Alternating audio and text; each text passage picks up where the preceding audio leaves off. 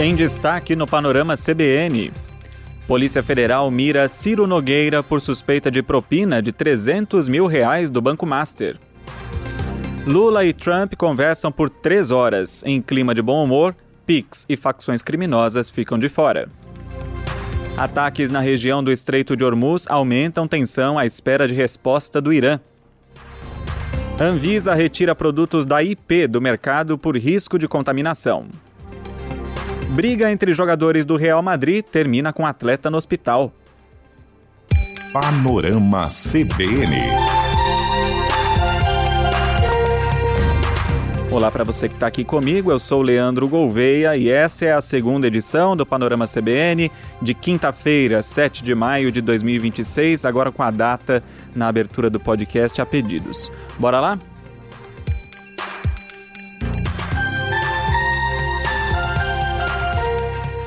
A Polícia Federal deflagrou a 5ª fase da Operação Compliance Zero, que mira fraudes financeiras ligadas ao Banco Master, e o principal alvo é o senador e presidente nacional do PP, o Progressistas, Ciro Nogueira.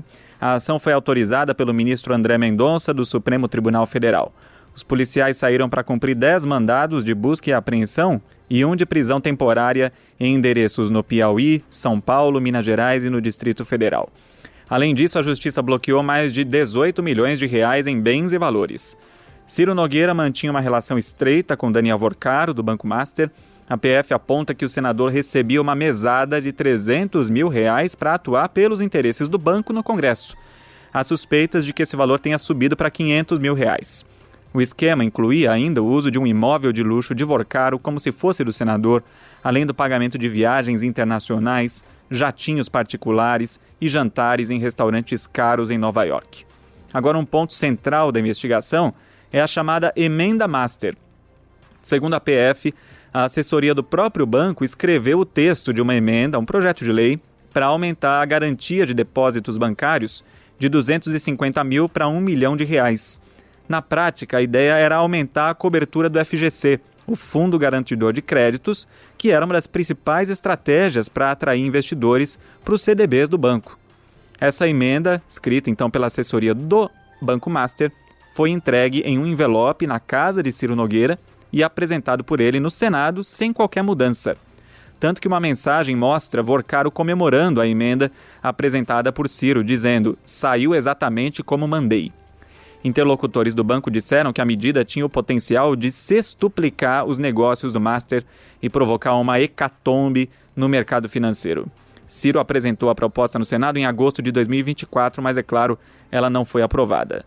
Outra vantagem citada na decisão foi a compra de 30% de uma empresa de Worcaro por R$1 milhão, sendo que ela valia 13 milhões, segundo os investigadores. A decisão do ministro André Mendonça diz que o administrador formal da empresa era o irmão de Ciro Nogueira, Raimundo Nogueira, que também foi alvo de mandado de busca e apreensão. A jornalista Malu Gaspar, da CBN do jornal O Globo, explica que, segundo a investigação, a compra da empresa buscava maquiar o recebimento da mesada. Como se o Ciro, que é um empresário, né, o Ciro Nogueira, que é o senador do PP do Piauí, ele é empresário, a família dele tem diversas empresas, então ele poderia dizer que ele investiu nesse fundo e estava nada mais, nada menos do que recebendo dividendos por conta do investimento. Na verdade, não era bem isso, né? O que fica claro aqui é que o Worcaro estava pagando a ele uma vantagem indevida. A operação também prendeu temporariamente o primo de Daniel Worcaro. Ele é apontado como integrante do núcleo financeiro operacional da organização criminosa. A Polícia Federal mostrou que ainda em janeiro, na segunda fase dessa operação, o primo de Worcaro fugiu da casa dele em Trancoso, na Bahia, minutos antes da chegada dos agentes da PF. Na ocasião, ele foi visto pelas câmeras de segurança saindo da casa em um carrinho de golfe. O nome dele, Felipe Cansado. Dessa vez, ele foi detido. Foi em Minas Gerais, sob o argumento de que ele poderia obstruir as investigações. O ministro André Mendonça escreveu que os atos do primo de Worcaro denotam potencial acesso a informações privilegiadas. Entre as provas está uma conversa entre os dois. No diálogo, Worcaro pergunta a Felipe: "Cara, eu no meio dessa guerra atrasou 2 meses, Ciro?" Interrogação. E aí Felipe responde: "Vou ver se dou um jeito aqui. Vai continuar os 500k ou pode ser os 300k? Interrogação. O K, nesse caso, é 1.000, né? 500 mil ou 300 mil? A defesa do senador Ciro Nogueira nega o recebimento de propina. O advogado Antônio Carlos de Almeida Castro, Cacai, disse que a operação é baseada apenas em mensagens de terceiros. O que a defesa estranhou é o fato de ter uma busca e apreensão, que é uma medida altamente invasiva, com base na análise somente de celular de terceiro. Claro que foi uma surpresa ter uma medida de busca e apreensão. A próxima medida é pedir acesso a tudo que tem lá. O que foi apreendido não tem nenhuma preocupação. A defesa do senador Ciro Nogueira ainda divulgou uma nota em que repudia qualquer ilação de ilicitude sobre suas condutas, especialmente em sua atuação parlamentar. Diz ainda que Ciro está comprometido em contribuir com a justiça. Por determinação do ministro André Mendonça, o senador está proibido de manter contato com qualquer outro investigado ou testemunha do caso, inclusive por telefone ou internet. Agora, além de complicar o Ciro Nogueira, a operação dessa quinta aumenta a pressão sobre a delação premiada de Daniel Vorcaro, que ainda não foi homologada e precisa apresentar novidades. A coluna da Malu Gaspar no jornal O Globo revelou que a proposta de delação não inclui os fatos que vieram à tona na operação, como a mesada de R$300 mil e outras benesses. A apresentadora e comentarista de política da CBN, Vera Magalhães, avalia que Ciro Nogueira só abriu a fila de políticos que devem cair na malha fina do Master. Ela ainda destaca o papel de André Mendonça, que foi ministro de Jair Bolsonaro e indicado pelo ex-presidente, nessa operação aí que atinge outro ex-ministro de Bolsonaro. Por isso, a decisão do ministro André Mendonça deixou muito político de cabelo em pé, porque ele não poupou um ex-colega de ministérios, ministros juntos sob Jair Bolsonaro. Então, ele não poupou nem nas tintas, explicitou na sua decisão que tornou pública. Então, ele abriu ali um arsenal de coisas contra um dos principais nomes do bolsonarismo durante o governo Jair Bolsonaro. Aliados do senador Ciro Nogueira disseram à CBN que ele se reuniu, depois da operação, na residência oficial do Senado com o presidente da Casa, Davi Alcolumbre, que foi avisado da operação pelo próprio diretor-geral da PF, Andrei Rodrigues.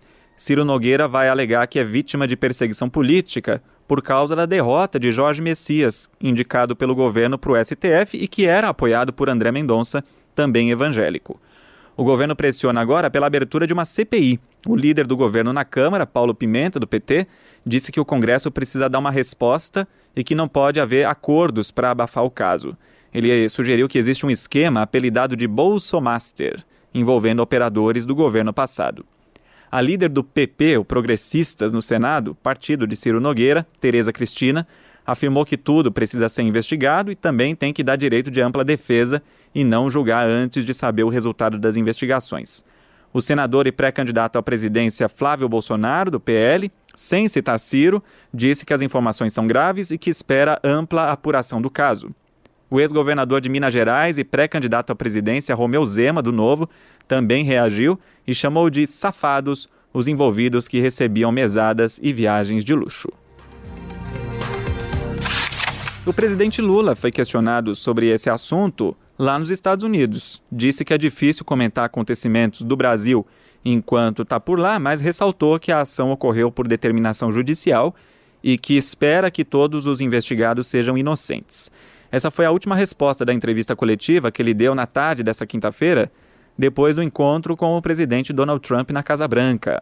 A reunião durou quase 3 horas, um tempo bem maior do que os 30 minutos previstos inicialmente. Logo depois da conversa, o americano usou a rede social para elogiar o brasileiro. Trump afirmou que a reunião correu muito bem e chamou Lula de presidente muito dinâmico. De acordo com o presidente dos Estados Unidos, eles discutiram muitos assuntos, incluindo comércio bilateral, em especial tarifas. Trump disse ainda que as equipes técnicas dos dois países vão discutir pontos centrais para fechar acordos no futuro e que novos encontros devem acontecer nos próximos meses. A entrevista coletiva que os dois dariam juntos depois do almoço foi cancelada a pedido da comitiva brasileira. Fontes do Palácio do Planalto informaram que o pedido de mudança no protocolo aconteceu para evitar um desconforto que Lula teve no último encontro com Trump na Malásia. Naquela vez, o presidente brasileiro reclamou que os jornalistas fizeram perguntas sobre temas fora da pauta e que isso tirou o tempo de fala dele. O presidente Lula deixou o encontro no Salão Oval demonstrando otimismo. Na entrevista coletiva, logo depois da reunião, ele brincou com o clima do encontro. Eu sempre acho que a fotografia vale muito. E vocês perceberam que o presidente Trump rindo é melhor do que ele de cara feia. E eu fiz questão de dizer para ele, ria. E um pouco é importante, alivia a nossa alma se a gente rir um pouco. O presidente também disse que brincou com Trump, que espera que ele não anule o visto dos jogadores da seleção brasileira, porque o Brasil vai para ganhar a Copa do Mundo. Aí Lula disse que ele riu em resposta, porque agora descobriu que rir é bom. Lula contou que os dois tiveram uma conversa sincera e comparou a boa relação com um amor à primeira vista. Um dos principais avanços práticos foi a criação de um grupo de trabalho. As equipes do Itamaraty e do Ministério do Desenvolvimento vão se reunir com técnicos americanos dentro de 30 dias. O objetivo é negociar as tarifas de importação que os Estados Unidos aplicam sobre produtos brasileiros. Lula afirmou que o Brasil não quer ser apenas um exportador de matéria-prima e que pretende processar minerais críticos e terras raras dentro do país. Esse foi um dos assuntos tratados na conversa. Sobre a polêmica do PIX, citado em documentos da Casa Branca como prejudicial a empresas americanas, o presidente garantiu que o assunto nem foi tocado. Uma das razões pelas quais eu trouxe o Dario era porque eu imaginava que o presidente Trump queria discutir a questão do PIX. Ele não tocou no assunto do PIX, então também não toquei. Porque eu espero que um dia ele ainda vá fazer um PIX. Tá? Porque muitas empresas americanas já fazem. Bom, Lula também disse que eles não trataram sobre a classificação de facções criminosas como terroristas, mas que ele entregou propostas do Brasil e um resumo com as medidas do governo de combate ao crime. No campo da geopolítica, o brasileiro tentou atuar como mediador, até entregou a Trump uma cópia do acordo que ele mesmo ajudou a articular com o Irã em 2010 para evitar o desenvolvimento de armas nucleares e disse que Trump prometeu ler. O brasileiro reforçou que é contra os ataques americanos e israelenses ao território iraniano e sugeriu que o presidente dos Estados Unidos busque um caminho diplomático para baixar a inflação global e o preço dos combustíveis. Trump não vai mudar o jeito dele ser por causa de uma reunião que durou 3 horas comigo. O que eu fiz questão de dizer para ele é o que eu penso das coisas que eu acho que podem ser feitas. Ele acha que a guerra já acabou. Não é o real. Mas ele acha, eu não vou, ficar brigando com ele por causa da visão que ele tem da guerra.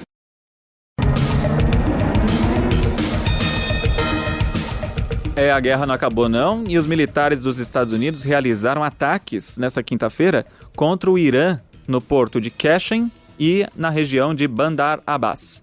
A informação foi publicada por um repórter da Fox News que citou um alto funcionário do governo americano. As duas áreas ficam perto do Estreito de Hormuz. Mais cedo, a agência iraniana Fars relatou explosões nessas regiões e a agência estatal Mehr informou que a defesa aérea foi ativada em Teherã. De acordo com a mídia estatal do Irã, os militares do país também lançaram mísseis contra embarcações dos Estados Unidos em Hormuz. O governo iraniano afirma que a ofensiva foi uma resposta a um suposto ataque americano contra um petroleiro. A imprensa oficial do Irã diz que as embarcações americanas sofreram danos e recuaram, mas não confirmou o horário do incidente. Incidentes que acontecem no momento em que os Estados Unidos aguardam uma resposta do Irã sobre a proposta para reabrir o Estreito de Hormuz e encerrar a guerra. O principal impasse é o estoque de urânio enriquecido. Trump declarou à rede PBS que há uma chance muito boa de acordo antes da cúpula com o presidente da China, Xi Jinping, em Pequim, na semana que vem.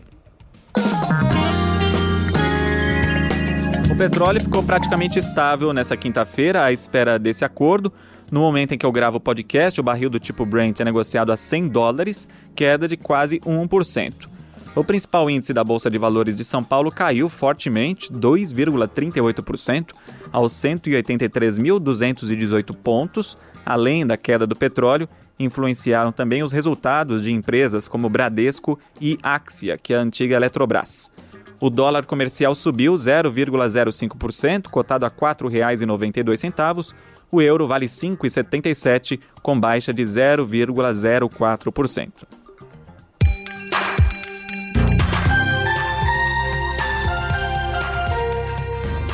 Os ministros da primeira turma do Supremo Tribunal Federal mantiveram, por unanimidade, a prisão do deputado estadual do Rio, Thiago Rangel, do Avante. A decisão confirma o entendimento do relator, Alexandre de Moraes, de que a Assembleia Legislativa do Rio de Janeiro não pode votar a soltura do parlamentar. Rangel foi preso na última terça pela Polícia Federal, é investigado por fraudes em contratos da Secretaria Estadual de Educação. E o caso traz à memória o que aconteceu em dezembro, quando a Alerj derrubou a prisão de outro deputado, o ex-presidente da Casa, Rodrigo Bacelar, do PL. Só que dessa vez o Supremo então barrou qualquer tentativa de liberdade sem autorização judicial. E a Anvisa, a Agência Nacional de Vigilância Sanitária, mandou suspender e recolher dezenas de produtos da marca IP. A decisão vale para itens fabricados na unidade da Química Amparo, no interior de São Paulo. Uma inspeção técnica identificou falhas no processo de produção e risco de contaminação por micro-organismos. Segundo o jornal O Globo, fiscais constataram problemas de higiene e investigam a hipótese de contaminação da água por esgoto. A medida afeta lotes de detergentes, lava-roupas e desinfetantes que terminam com o número 1. A lista está no site da CBN e eu deixei o link na descrição desse episódio. A Anvisa orienta o consumidor a parar o uso desses produtos imediatamente e entrar em contato com o saque da fabricante. Em nota, a IP disse que está indignada e vai recorrer. A empresa afirma que tem laudos independentes que comprovam que os produtos são seguros. De volta ao noticiário internacional, a Organização Mundial da Saúde confirmou 5 casos de hantavírus no cruzeiro de luxo MV Hondios. 3 pessoas morreram e um britânico de 69 anos segue na UTI na África do Sul. O diretor-geral da OMS, Tedros Adhanom, disse que o risco global é baixo, mas o monitoramento foi ampliado para passageiros que já desembarcaram. Além do navio, casos suspeitos são investigados na França, Holanda, Singapura e nos Estados Unidos. Autoridades e especialistas na Argentina estão tentando determinar se o país é a origem do surto por causa do aumento dos casos de hantavírus por lá. Um estudo publicado nessa semana pela revista Science revelou que o Alasca registrou o segundo maior tsunami da história. No dia 10 de agosto do ano passado, um deslizamento de terra gerou uma onda de 481 metros de altura. Essa marca supera a altura do edifício Empire State Building, em Nova York.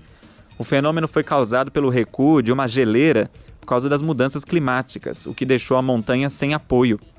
O maior registro do mundo de tsunami continua sendo o da Baía Lituya, também no Alasca, que em 1958 atingiu 520 metros.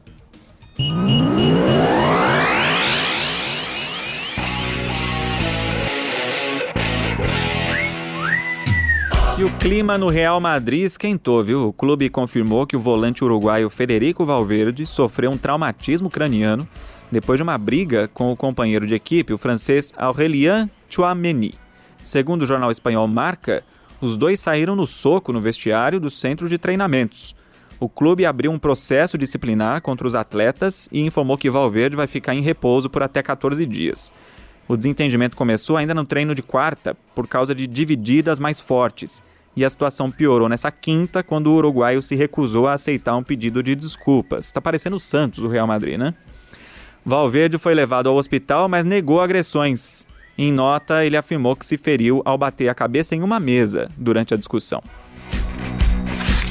Depois de 61 anos, a FIFA vai encerrar a histórica parceria com a Panini para a produção do álbum da Copa do Mundo.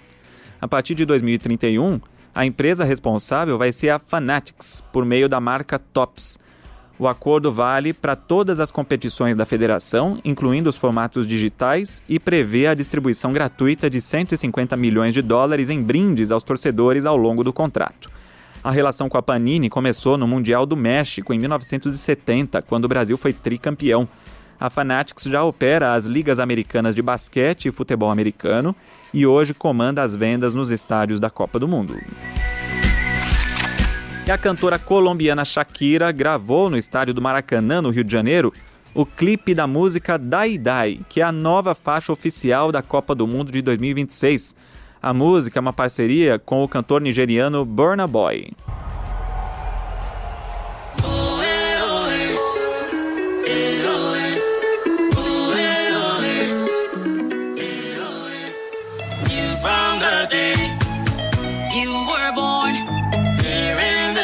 O título da música, Dai Dai, faz referência a uma laranja japonesa que simboliza longevidade.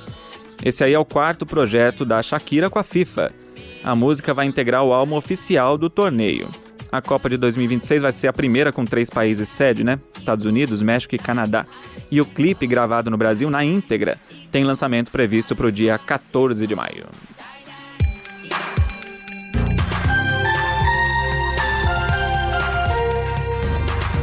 Antes de encerrar o panorama, convido você a mandar mensagem. Meu e-mail é leandro.gouveia@cbn.com.br. No Instagram é só procurar por Le Reis Gouveia. Não esquece de escrever seu nome, por favor, e de onde está ouvindo o panorama.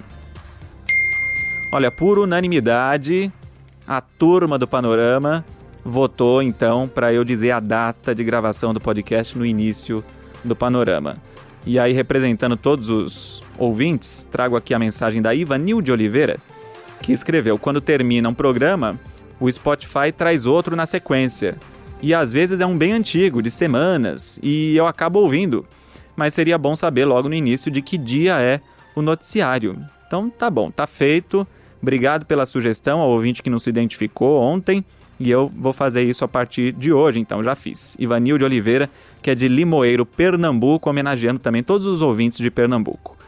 Nivaldo Filho: oi Leandro, aqui é o Nivaldo de Abaetetuba, no Pará, e moro em Antuérpia, na Bélgica. Escuto todos os dias o podcast e estou passando aqui para dizer que o programa é maravilhoso, carregado de informações. Não ligue para as críticas, você faz um trabalho excelente, tamo junto. Ligo sim, Nivaldo, até para a gente melhorar, viu? Claro, quando elas são respeitosas. Obrigado pela mensagem. Quero pedir desculpa também pelo atraso na publicação do último episódio. Foi por um problema na plataforma de publicação de áudios. E o Panorama está disponível em todas as plataformas, né? Spotify, Deezer, Apple, Amazon Music, YouTube, também no aplicativo da CBN. Aproveita para conferir se você já ativou as notificações para não perder nenhum destaque do que acontece no Brasil e no mundo.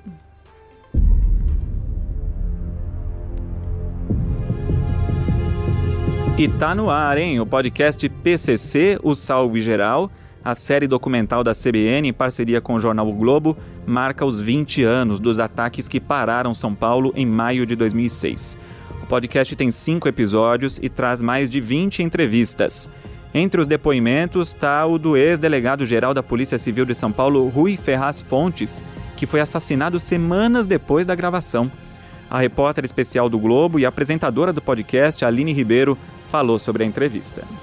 Ele foi muito receptivo, a gente falou com ele por quase 3 horas e ele explicou em detalhes essa gênese do PCC, né? Ele foi uma das principais pessoas naquele começo que desvendaram como é que funcionava a organização da facção. Ele é responsável pelas investigações que renderam as maiores condenações do chefe, do líder do PCC. Então a entrevista dele era muito essencial. Bom, os 2 primeiros episódios já estão disponíveis com novas publicações todas as quintas-feiras. E essa edição do Panorama vai ficando por aqui. A produção e o roteiro foram feitos por mim, Leandro Gouveia, e a edição e a sonorização por Juliano Fonseca e Bruno Carvalho. A próxima edição do Panorama chega às plataformas por volta das 7 da manhã com Bianca Santos e eu volto na sequência. Até lá!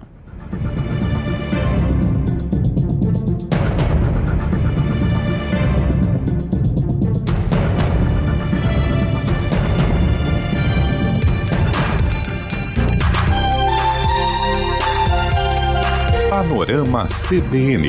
As principais notícias do dia em menos de meia hora.